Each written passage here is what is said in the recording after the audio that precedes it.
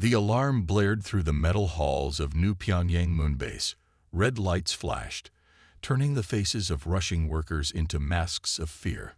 Commander Taho Kim stood at the main window, looking at the blue sphere of Earth below. His home world seemed so peaceful from here, but he knew better. "Commander, they're calling again." Major Su Jin's voice was steady, but her hand shook as she held out the communication tablet. Taho took a deep breath and took the tablet. The face on the screen was not human.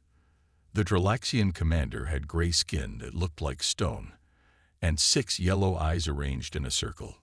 "Human leader," the alien said, "your time runs short. You have 68 hours to surrender all human worlds and colonies. If you refuse, we will destroy Earth." Taiho's throat felt dry. "We need more time to discuss." 68 hours. The Dralaxian cut him off. No more talks. No more delays. The screen went black. The command room fell silent. 20 pairs of eyes looked at Taiho, waiting for him to say something, to tell them how humanity would survive this time. "Call the council," he said at last. "Emergency meeting in 10 minutes." The council room was small and plain, a round table with 12 chairs. No windows, no decorations, just the most important humans left in charge of what remained of their species. Dr. Hyunwoo Park spoke first. "Their fleet is massive. We count over 500 ships, most bigger than anything we have. Our remaining forces are scattered across the solar system. Can we fight?" asked Taio. Major Su Jin shook her head. "Not directly. We've lost too many ships in the past 10 years. Earth's defense grid is at 30% power. We have 26 warships that can still fight against their 500. General Du Hyun banged his fist on the table. "Then we surrender. We can't win this war." "And then what?" Taho asked. "The Dralaxians don't take prisoners. We've seen what they did to the Mars colonies." The room grew quiet again. Everyone remembered the images from Mars. The empty cities, the bodies. A soft voice came from the end of the table. "Maybe there's another way." All heads turned to Dr. Ji-won Kang. She was younger than the others, with tired eyes and messy hair. Taiho had known her since they were children. She was the smartest person he knew, and she never spoke unless she had something important to say. "What other way?" he asked. Ji-won looked nervous. "I've been studying old files from before the war. There are references to something called Project Bison. It was a military program from about 100 years ago." "What kind of program?" Su Jin asked. "They made weapons, living weapons. They called them the Bisons." General Du Hyun laughed. "You want to fight the Dralaxians with animals." "Not animals," Ji-won said. "Enhanced humans. Super soldiers. They were designed to fight impossible battles. And according to the records, they never lost." Taiho leaned forward. "If these super soldiers were so great, why haven't we used them already? Where are they?" "That's the problem," Ji-won said. "The records say they were too dangerous to control, too powerful. The government of that time decided to put them in sleep chambers and hide them away. The files don't say where." "So they could be anywhere," Su Jin said. "Or nowhere. They might not even exist." Ji-won pulled out a small data chip. "But I found this. It's a partial location code. I think it leads to a secret archive facility here on the moon. If we can access it, we might find out where the Bisons are kept." Taiho looked around the room. Some faces showed hope, others doubt. They had less than 3 days before the Dralaxians would destroy Earth. Billions of lives depending on their choice. "How sure are you about this?" he asked Ji-won. She met his eyes. "Sure enough to think it's our only chance." Taiho nodded slowly. "Then we go now. Su Jin, you're with us. The rest of you, prepare evacuation plans for the moon base, just in case." As they left the council room, Taiho caught Ji-won's arm. "These Bisons, if they're as dangerous as you say, what makes you think they'll help us?" Ji-won's face was serious. Because they're still human, and humans protect their own. Tai-ho hoped she was right. They had 67 hours left to find out. The moon rover sped across the gray, dusty surface. Inside, Tai-ho checked the time again. 65 hours left before the Dralaxians would attack Earth. Turn left at the next crater, Jai-1 said, looking at her small screen. The old archives should be built into the side of that mountain. Su-jin drove the rover fast but careful. I've worked on the moon for 8 years. I never knew there was a secret building out here. It was meant to be forgotten, Jai-1 said.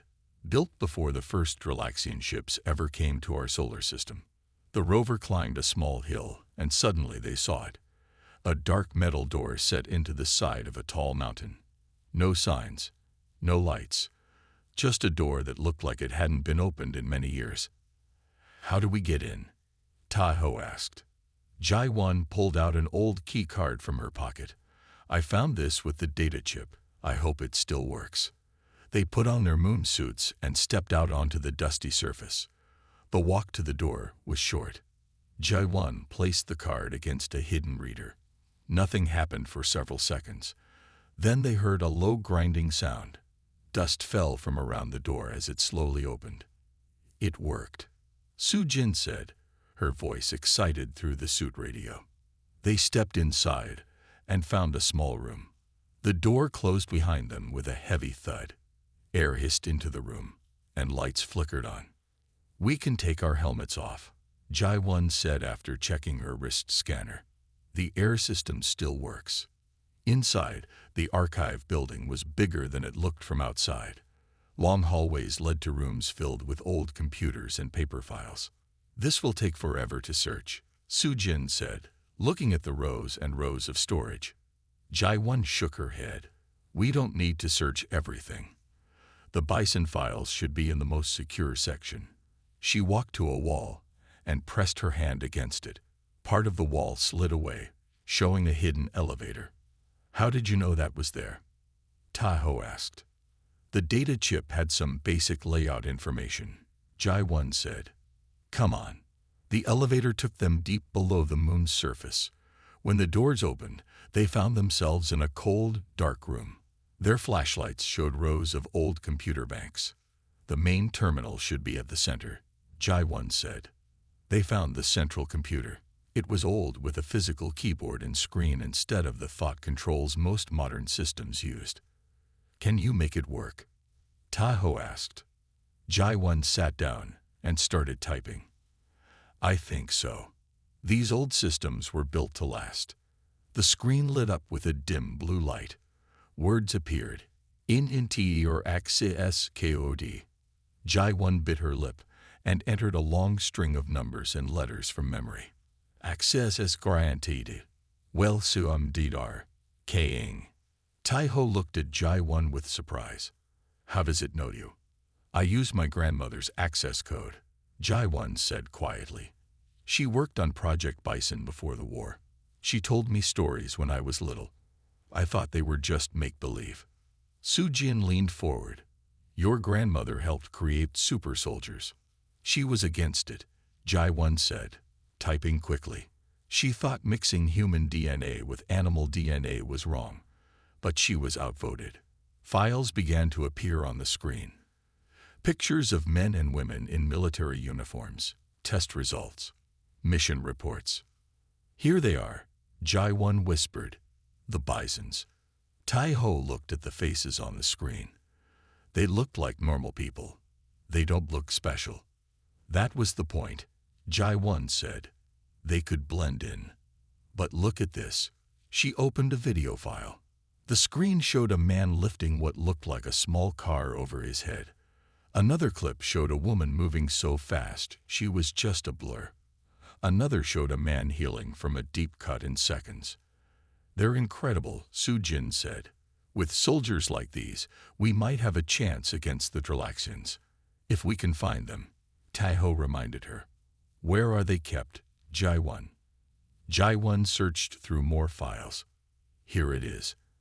After the Bisons became too powerful to control, they were put in special sleep chambers. The government sent them to. She paused, her eyes widening. Pluto. They're in a hidden base on Pluto. Tai-Ho's heart sank. Pluto. That's almost at the edge of the solar system. It would take weeks to get there with normal ships. We don't have weeks, Su Jin said. We have less than 3 days. Jai-Won stood up suddenly. The Baekdu. It's the fastest ship we have. With its new drive, it might make it to Pluto and back in time. That ship is experimental, Tai-Ho said. It's never gone that far. We don't have a choice, Jai-Won said, downloading the Bison files to her personal device. It's the Baekdu or nothing. As they hurried back to the elevator, Tai-Ho's communicator beeped. It was a message from the moon base. The Tralaxians had moved their deadline. They now had only 48 hours left. Time was running out. The Baekdu ship sat in its special dock at the edge of the moon base. It was smaller than most spaceships, with a sleek black hull that seemed to swallow light. Tai-Ho had only seen it once before, during a test flight. Are you sure this thing can get us to Pluto in time? Tai-Ho asked the ship's engineer, Da-Hyun. The young man wore thick glasses and had oil stains on his hands. In time. Yes, safely. Maybe, Da-Hyun said with a small smile.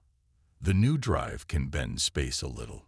It's never gone that far, but it should work. Su Jin came running up with a small bag over her shoulder.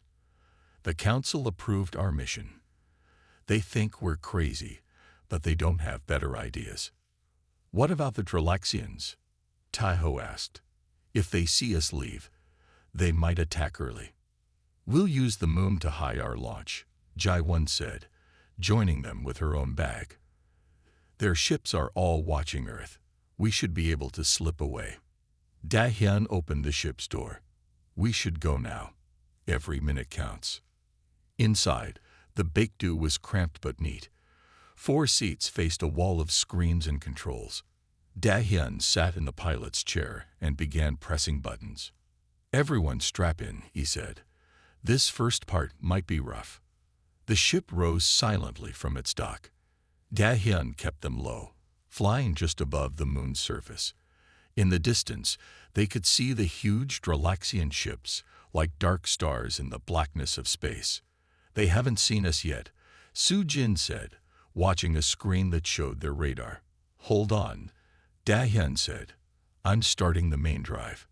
The ship began to shake. The stars outside the window streaked into lines of light. Tai-Ho felt his body being pushed hard into his seat. His vision blurred at the edges. Then suddenly everything was calm again. The stars looked normal, but different. Where are we?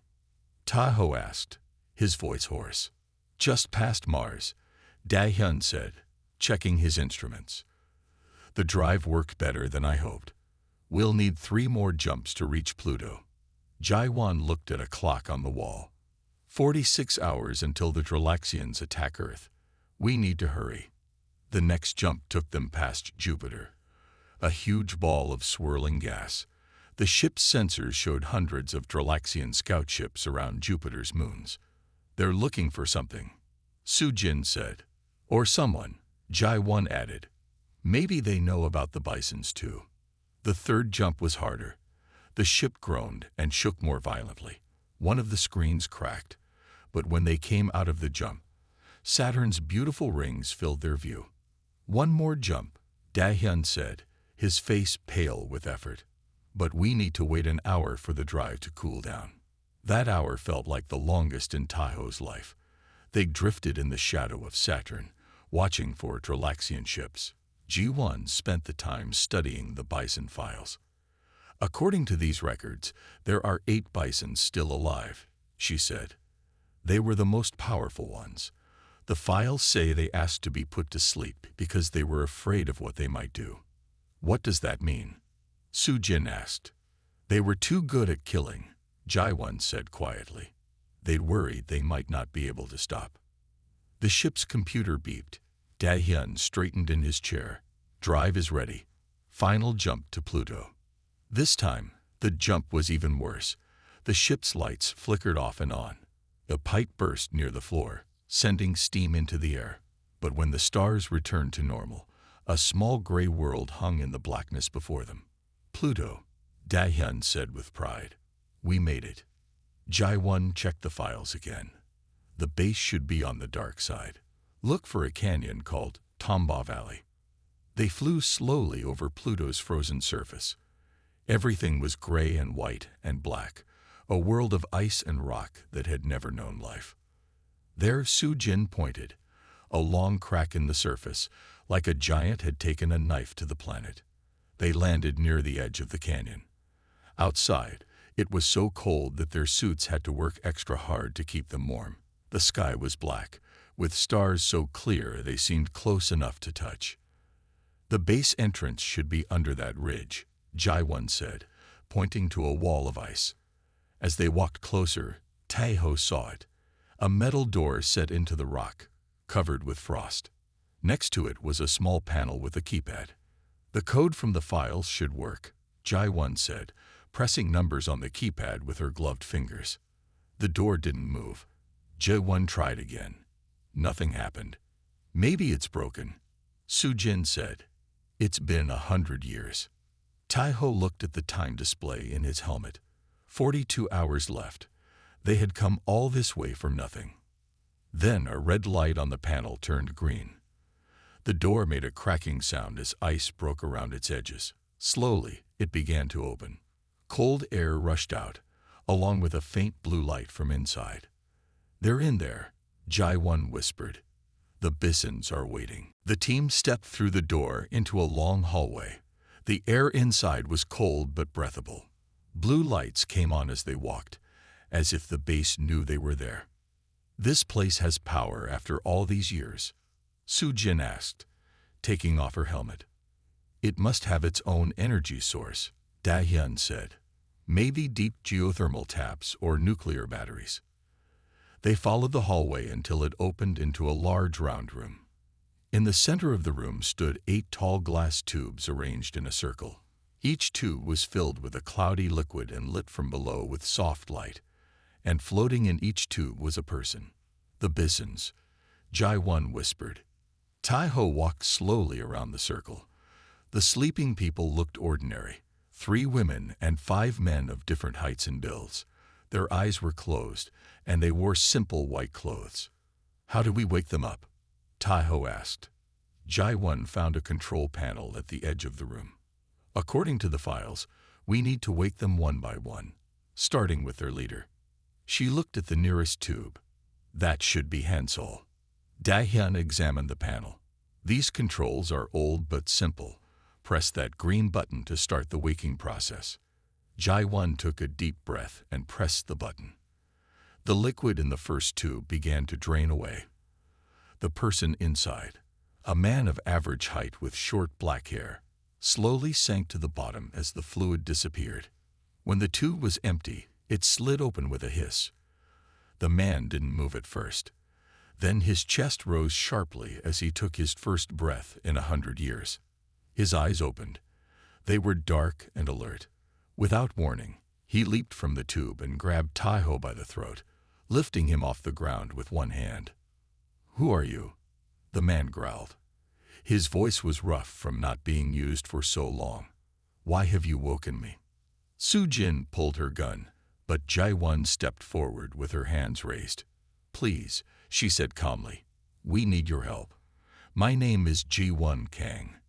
Earth is in danger." The man, Hansol, stared at her for a long moment. Then he slowly put Taeho down. "Kang," he said, "I knew a Dr. Kang once." "My grandmother," Jaewon said. "She worked on Project Bison." Hansol nodded slowly. "She was kind to us. The only one who treated us like people." He looked around at the other tubes. "Why have you come here?" "We chose to sleep for good reasons." Taeho rubbed his throat. "Earth is under attack by aliens called the Dralaxians. They've surrounded our planet with hundreds of ships. We have less than 42 hours before they destroy everything." Hansol walked to a wall and touched it. A screen appeared, showing the Earth surrounded by the Dralaxian fleet. "How long have we slept?" he asked. About 100 years, Jai-1 said. Han Sol looked at the other tubes. Wake the others. If Earth is in danger, we should all hear this. One by one, they woke the other Bisons.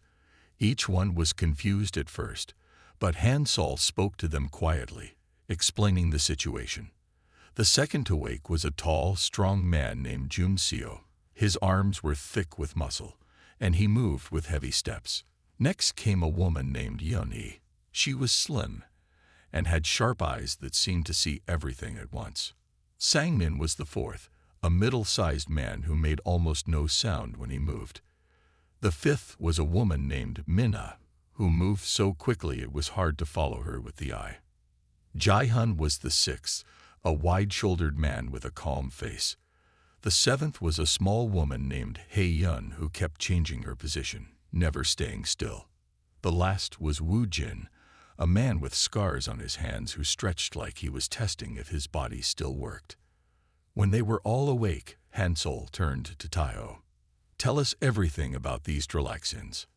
Tae-ho explained the war, how it had started 15 years ago, when the Dralaxians first came to the solar system, how humanity had fought back, but was losing, how the Dralaxians had destroyed the Mars colonies and many of the outer moons. Why should we help? Jun Seo asked. Humans locked us away like weapons they didn't want to use. We asked to be locked away, Han Sol reminded him. And now they want to take us out again, use us, and put us back, Jun Seo said angrily. No, Jae-1 said. That's not what we want. We need your help, yes. But what happens after is up to you. Your people, not weapons. The Bisons looked at each other. Something seemed to pass between them without words. How do we know we can trust you? Yeon-hee asked. Jae-1 had no answer, but Tae-ho stepped forward. You don't know, he said simply, but Earth will be gone in less than 2 days if you don't help. Billions of people will die. If there's even a small part of you that still cares about the world you came from, please help us save it. Han Sol was quiet for a long time. Then he nodded once. We will help, he said, one last time. The Bisons gathered in a large room with a round table. They had changed from their white sleek clothes into black uniforms they found in lockers. Each uniform had a small patch showing a bison's head. We need to know more about these Dralaxians, Han Sol said. Show us everything you have.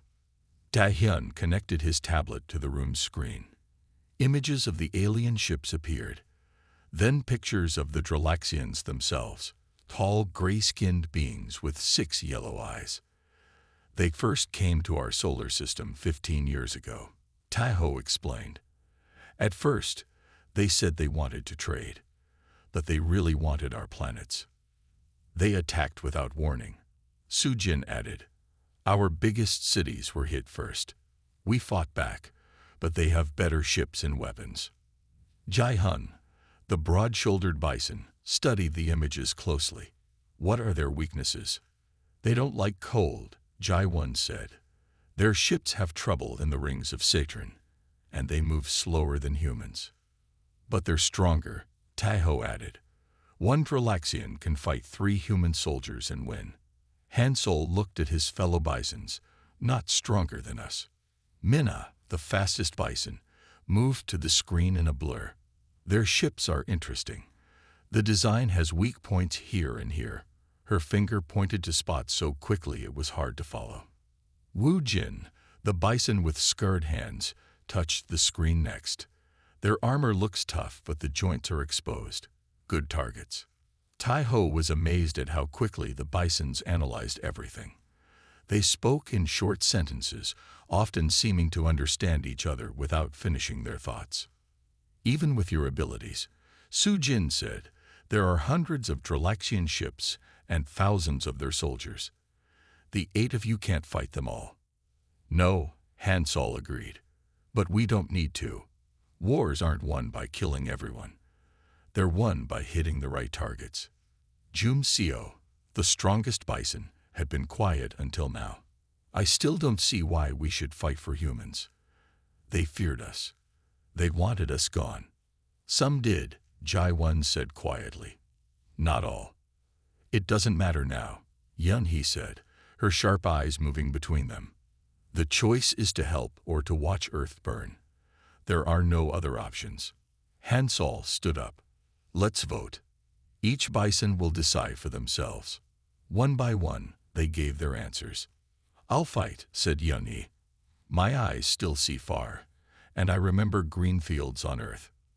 I'll fight, said Sang-min, so quietly they almost didn't hear him. The Dralaxians need to learn fear. I'll fight, said Minna, already moving around the room in quick bursts. I haven't run in 100 years. Time to stretch my legs. I'll fight, said Gai-hun, his calm face showing no emotion. Earth still feels like home, even after all this time. I'll fight, said Hae-yun, who kept changing her sitting position. I'm curious about these aliens. I'll fight, said Woo-jin, looking at his scarred hands. These were made for battle. Might as well use them. Everyone turned to Jun-seo. The big man frowned, his arms crossed over his chest. The humans locked us away because they were afraid, he said. They were right to be afraid. When we fight, we are monsters. He looked at Hansol. But you're right that there is no choice. I'll fight. One last time. Hansol nodded. Then it's decided. All 8 Bisons will defend Earth. He turned to Taiho. Now we need a plan. We have the Baekdu, Taiho said. It's the fastest ship we have, but it's small. It can maybe carry 4 people back to Earth quickly. Hansol thought for a moment. There's an old transport ship in the base's hangar. It's big enough for the rest of us. But slower. Sang-min, Yun-hee, Minna, and I will go with you on the fast ship. The others will follow in the transport. We should leave now, Da-hyun said, checking the time. We have 38 hours left. As they prepared to leave, Jae-won found Hansol alone in the control room. Thank you, she said, for agreeing to help. Hansol looked at her closely. You look like your grandmother. She had a kind heart too. She told me stories about you when I was little, Jae-won said. She said you were heroes, not monsters. We were both, Hansol said. That's what made us dangerous. He looked at a screen showing Earth surrounded by enemy ships. Let's hope we're still dangerous enough. They walked together to the ships, ready to return to a world the Bisons had left behind a century ago.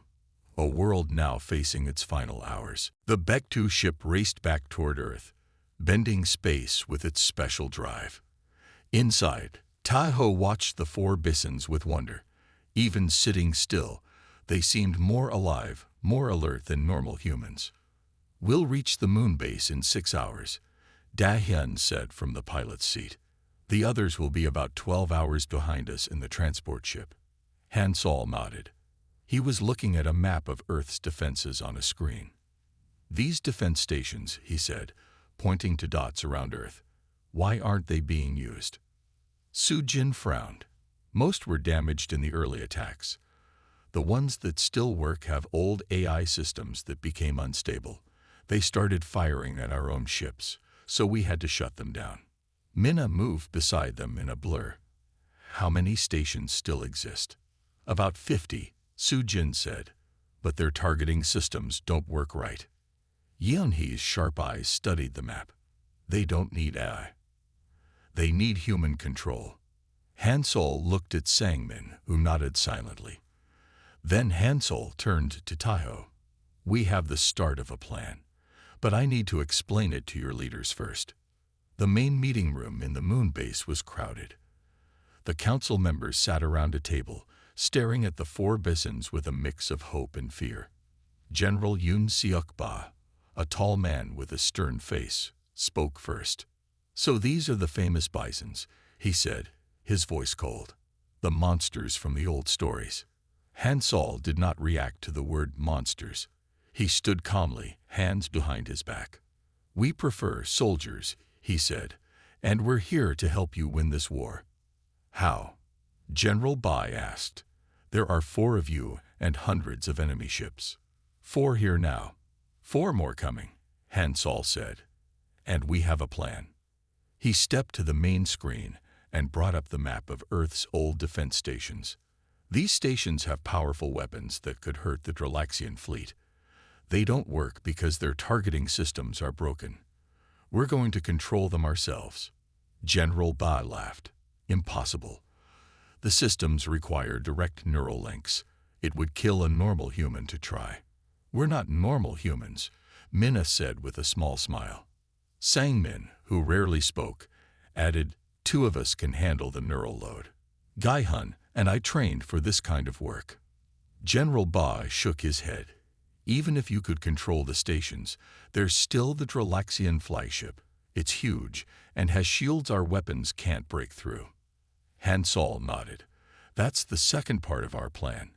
While we control the defense stations, the other Bisons will board the flagship and take it down from inside. The room went quiet. Then General Ba slammed his hand on the table. This is madness.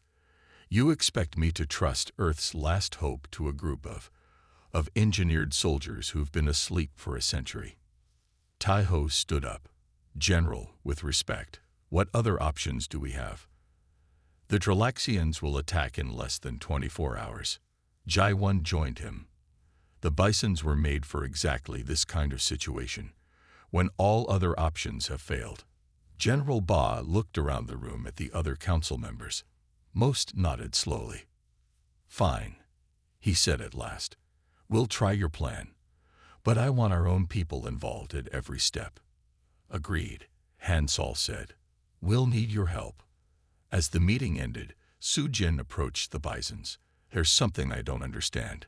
How will the other 4 Bisons board the Dralaxian flagship? Its shields stop all ships from getting close. Yun-hee's eyes gleamed. We don't need a ship, just good timing and spacesuits. Taiho realized what she meant. You're going to space jump. From how far away? About 2 miles, Hansol said casually. Jun Seo has done longer jumps. General Ba had overheard them. That's impossible. No human could survive a jump like that. The speed, the radiation, the cold of space. As we keep telling you, Hansol said calmly, we're not exactly human. The general's face darkened.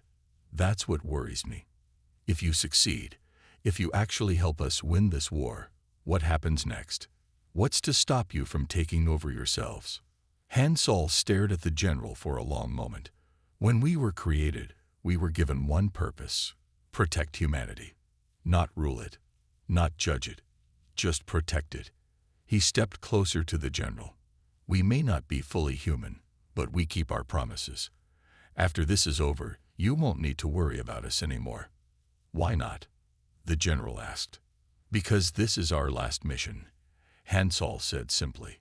Win or lose, the Bisons end here. Before the general could respond, alarms began to sound throughout the base.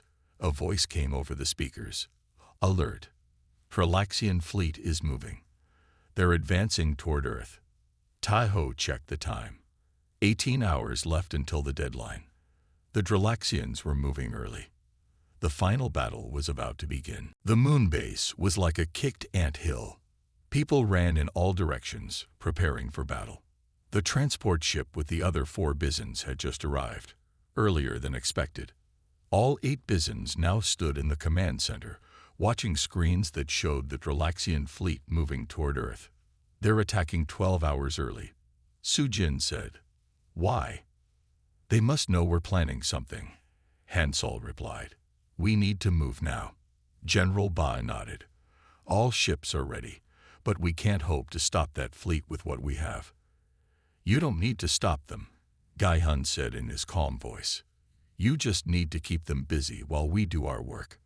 Taiho watched as Sang-min and Gai-hun were led to a special room. Inside were 2 chairs with many wires hanging above them. The wires ended in thin needles that would connect directly to their brains. Are you sure about this? Jai-Won asked them. The neural load could kill even you. We can handle it, Gai-hun said, sitting in one of the chairs. Sang-min took the other chair without a word. Technicians attached the wires to their heads. Both Bisons closed their eyes as the connections were made. System activating, a technician said. Neural link established. On the main screen, dots of light appeared around Earth. One by one, the old defense stations were coming back online. "It's working," Su Jin said. Han Sol turned to the other Bisons. "Time for our part. Jun Seo, Minna, Yeon-hee, you're with me. Woo Jin and Hae-yun will stay here as backup." The 4 Bisons were taken to a small, fast ship. Each wore a special spacesuit made for extreme conditions. Tai-ho and Jae-won went with them to the launch bay. "The plan is simple," Han Sol explained. "This ship will get us close to the Dralaxian flagship. Then we jump. The defense stations will create a gap in their shields for exactly 10 seconds. We have to time our jump perfectly." "What if you miss?" Jae-won asked. Minna smiled. "We don't miss." The ship launched, flying out from the moon base toward the approaching alien fleet. From the command center, Tai-ho and Jae-won watched on the screens. "Defense stations firing," a technician announced. Around Earth, the stations came to life. Beams of bright energy shot out, hitting the front of the Dralaxian fleet. Several enemy ships exploded immediately. The Dralaxians were surprised. Their neat formation broke apart as they tried to avoid the unexpected attack. But they recovered quickly and began firing back at the stations. On another screen, Tai-ho could see the small ship carrying the 4 Bisons. It was flying straight toward the biggest Dralaxian ship, the flagship. "They're crazy," General Ba muttered. "That's a suicide run." The small ship got closer and closer to the alien flagship. Then, just as it seemed it would crash into the flagship's shields, 4 tiny dots shot out from it. "They've jumped," Su Jin said, her voice tense. The 4 Bisons flew through space without a ship, just their suits protecting them. At that same moment, one of the defense stations fired a special pulse at the flagship. For a few seconds, a small hole opened in its shields. "Did they make it through?" Jae-won asked. No one could tell. The small dots that were the Bisons were too small to see against the huge flagship. Then alarms began to sound on the Dralaxian ships. Their neat attack patterns became chaotic. "Something's happening on their flagship," Su Jin said. Inside the flagship, the 4 Bisons were like ghosts. Han Sol and Jun Seo smashed through doors as if they were made of paper. Minna moved so fast, the Dralaxians couldn't even see her until it was too late. Yeon-hee's sharp eyes found every weakness in the alien soldiers' armor. They'd fought their way to the ship's main control room. Dralaxian bodies lay behind them, some just knocked out, others dead. None of the aliens had ever faced anything like the Bisons before. In the control room, Han Sol connected a small device to the main computer. The flagship's weapons immediately shut down. "First part done," he said into his communicator. "Moving to Phase 2. Back at the moon base." Woo Jin nodded. "That's our signal." He turned to Hae-yun. "Ready for some action?" Hae-yun smiled. "I thought you'd never ask." They headed for another ship, this one loaded with explosives.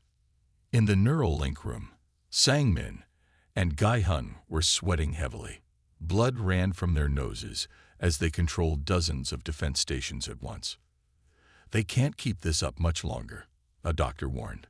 On the main screen, everyone could see the battle turning. Without their flagship's guidance, the Dralaxian ships were confused. The defense stations targeted ship after ship. Earth's remaining fleet, led by Woo Jin and Hae-yun, attacked from the side.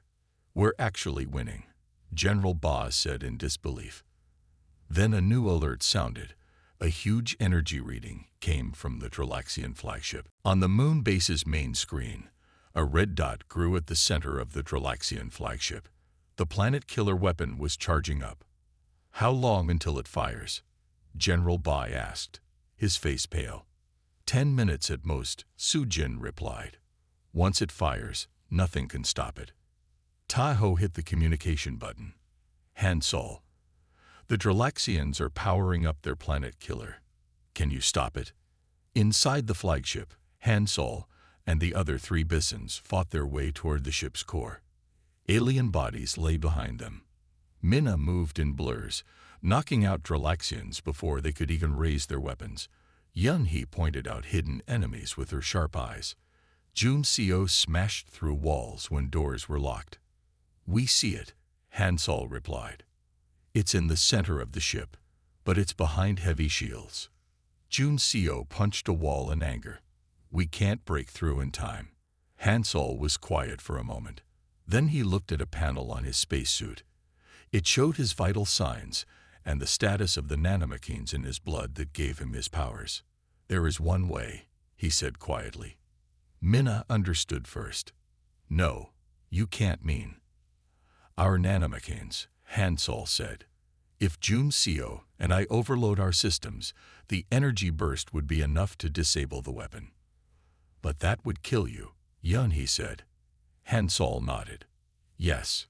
Back at the moon base, they heard everything through the open channel. J1 grabbed the microphone. "Hansol, no.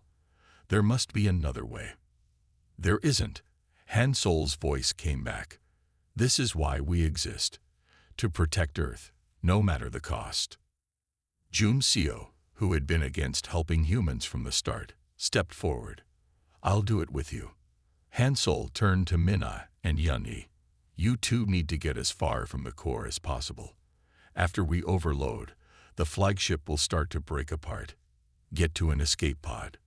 Yunhee shook her head. "We should stay together." "No," Hansol said firmly. "The other Bisons will need you. Earth will need you. Now go." Reluctantly, Minna and Yunhee turned and ran back the way they had come. Hansol and Juncio continued forward, fighting through more Dralaxians until they reached a huge door. Through a small window, they could see the planet killer's core, a ball of purple energy growing larger by the second. "Ready?" Hansol asked. Juncio nodded. "For Earth." They broke through the door and rushed toward the core. Dralaxian scientists tried to stop them, but couldn't match the Bison's strength. Hansol and Juncio reached the control panel for the weapon. "This is it," Hansol said. He looked at his suit's controls. "We need to overload our nanomachines all at once." On the moon base, alarms were blaring. The planet killer was almost fully charged. 1 minute until it fires," Su-Jin shouted. Jai-1 couldn't hold back her tears. "Hansol, please." Hansol's voice came through once more. "Ji-1, thank your grandmother for me. She was right. We were made to be heroes, not monsters." Inside the flagship, Hansol and Juncio stood side by side at the weapon's core. They each pressed a sequence into their suit controls, overriding the safety systems that kept their nanomachines stable. "It was an honor to fight with you," Juncio said. Hansol nodded. "See you in the next life, brother." They pressed the final buttons together. Their bodies began to glow from the inside out, brighter and brighter, until they were like two small suns. Then came the explosion. A wave of energy burst out from where they stood. It fried every system in the flagship's core. The planet killer weapons sparked and died. Power failed throughout the huge ship. On the moon base screens, they saw a flash of light from the flagship. Then the giant ship began to fall apart, breaking into pieces. "The planet killer is disabled," Su-Jin reported, her voice shaking. "It's over."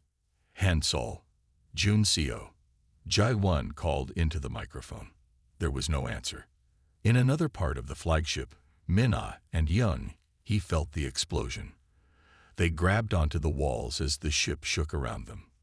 "They did it," Minna whispered. Yunhee pointed ahead. "There's an escape pod. We need to go. Now."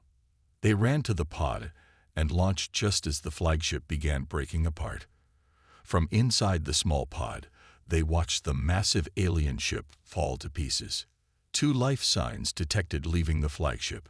A technician on the moon base called out, "It's Minna and Yunhee. They've made it out." But everyone knew who hadn't made it out. Hansol and Juncio were gone. Throughout the solar system, the remaining Dralaxian ships received the news that their flagship was destroyed. Without their leaders and main weapon, they began to pull back. The great Dralaxian fleet that had threatened Earth was retreating. "We won," General Ba said softly. "They actually did it." 1 month had passed since the battle. Earth was safe. The remaining Dralaxian ships had left the solar system, running back to wherever they came from. People were rebuilding, trying to return to normal life after years of war. On the moon, a new monument stood outside the base.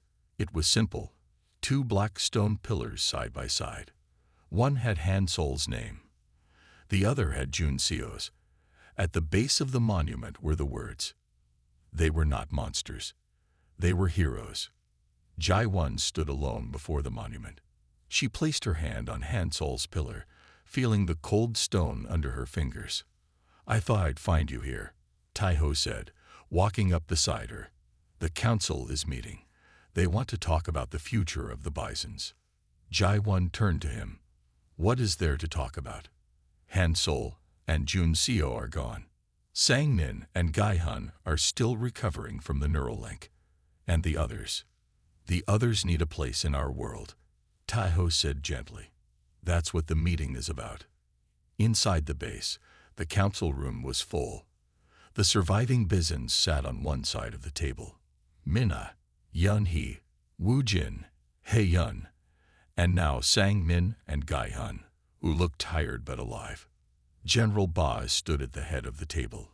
He looked different now, less hard, less angry. "The council has reached a decision," he said. "We owe you our lives and our world. You will not be asked to return to sleep chambers. You are free to live among us as citizens with all rights."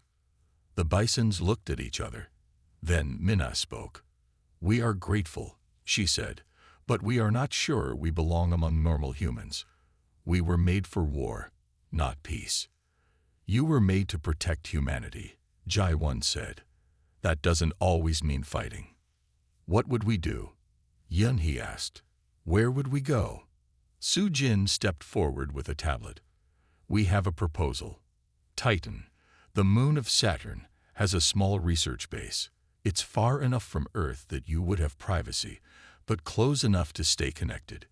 You could build your own community there." "And if Earth needs us again?" Woo-jin asked. "Then we would call," General Ba said. "And it would be your choice to answer or not." The Bisons talked among themselves quietly. Then Jai-hun, still weak from the neural link, stood up. "Han Solo would have wanted us to find a way to live in peace," he said. "We accept your offer." 3 months later, Jai-Won landed her small ship on Titan. The Bison colony was growing.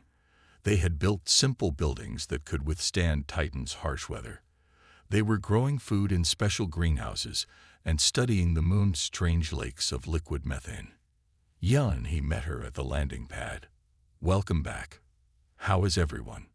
Jai-Won asked as they walked. "Good," Yun-hee said. "Sang-min and Gai-hun are fully recovered. Minna has mapped the entire moon, twice. Woo-jin is teaching himself medicine. Hae-yun is designing new buildings." They reached a small hill where a simple monument stood, similar to the one on the moon, but with all 8 bison names. "You added all your names," Jai-Won said. "Yes," Yun-hee replied. "The old Bisons are all gone now. The soldiers we were made to be. We're something new." At the colony's main building, the other Bisons welcomed Jai-Won. They showed her their work and their plans. They looked different now, more relaxed, more human. That night, they sat around a fire, carefully contained inside a special room. Titan's atmosphere couldn't support open flames. They told stories about Han Solo and Jun Seo, laughing at memories. "They saved us all," Jai-Won said, "not just from the Dralaxians, but from ourselves. We were so focused on the war, we forgot what we were fighting for." "Han Solo never forgot," Minna said. "Even after 100 years asleep, he remembered that protecting humanity was about more than just fighting." Later, Yun-hee walked Jai-Won back to her ship. "Will you tell the people on Earth about us? What we're doing here?" "If you want me to," Jai-Won said. Yan-He looked up at the stars. Tell them we're watching. Not as weapons or monsters or even as heroes. Just as people who share this solar system with them. People who remember where they came from. Jaiwan nodded. I will. As her ship lifted off from Titan the next day, Jaiwan looked down at the small colony. The Bisons were outside, waving. They had found a place where they belonged. Back on Earth, people were rebuilding. The war had changed everyone, but they had learned something important when they let the old Bisons out. They had learned that heroes could come from unexpected places, and that what made someone human wasn't their DNA or their abilities, but the choices they made when others needed them most. The last war had ended, and a new story had begun.